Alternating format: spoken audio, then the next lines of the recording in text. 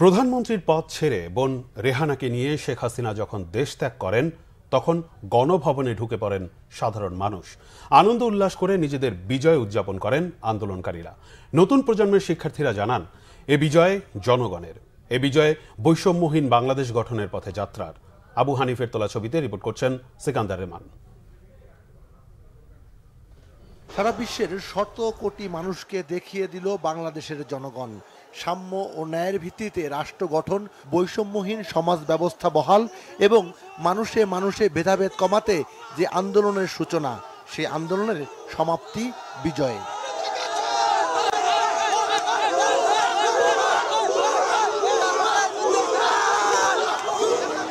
কেমন বাংলাদেশ চায় সাধারণ মানুষ, বাংলা ভিশনকে বলছিলেন সে কথা।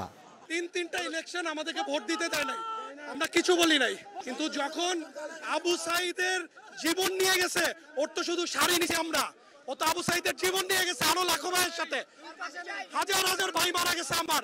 এই উত্তর হাসিনাকে দিতে হবে, আল্লাহর কাছে বিচার দিলাম। আজকে গণভবনে কেন মানুষ এত লক্ষ লক্ষ, এটাই বোঝা যাচ্ছে। এই দেশে রাজাকার বলতে বলতে সব শেষ করে ফেলছে। আজকে কারা রাজাকার, আজকে কারা স্বাধীনতা অর্জন করছে, এটাই বোঝা গেছে। আগেই সামাজিক যোগাযোগ মাধ্যমে যে ঘোষণা ছিল তারই বাস্তবায়ন হলো চোখের সামনে। আনন্দ উল্লাস উদযাপনে এ এক ভিন্ন মুহূর্ত।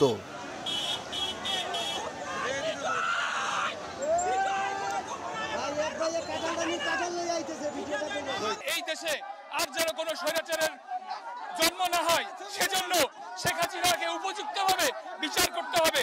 আজকে আমাদের এই স্বাধীনতা যেন বৃথা না যায়। আমরা চাই একটা সুন্দর দেশ, যে দেশে মানুষ মেধাবীদের দাম দিবে, যেখানে মানুষ গবেষণা করবে। আমরা আর ভিক্ষা করে রকেট উড়াইতে চাই না। দুপুরের পর থেকে শেষ বিকেল পর্যন্ত কি হয়েছে গণভবনে, কেমন ছিল সেখানকার পরিবেশ, সাধারণ মানুষের উচ্ছ্বাস ছিল কেমন? এদিকে তেজগাঁয়ে প্রধানমন্ত্রীর কার্যালয়ে প্রবেশ করে জনতার ঢল।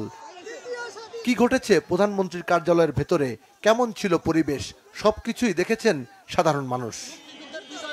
সব শ্রেণী পেশার মানুষের জন্য বাসযোগ্য দেশ গঠনে একযোগে কাজ করার প্রত্যয় জানান ছাত্র জনতা।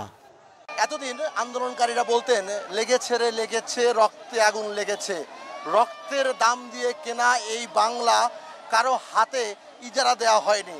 আর আজ সাধারণ মানুষ, আন্দোলনকারীরা সবাই একযোগে বলছে, ৭১-এর পর ২০২৪ সালে এসে আবারও জনগণের বিজয় হলো গণতন্ত্রের, বিজয় হলো মানবাধিকার এবং আইনের শাসনের। সিকান্দার রেমান, বাংলা ভিশন, গণভবন, ঢাকা।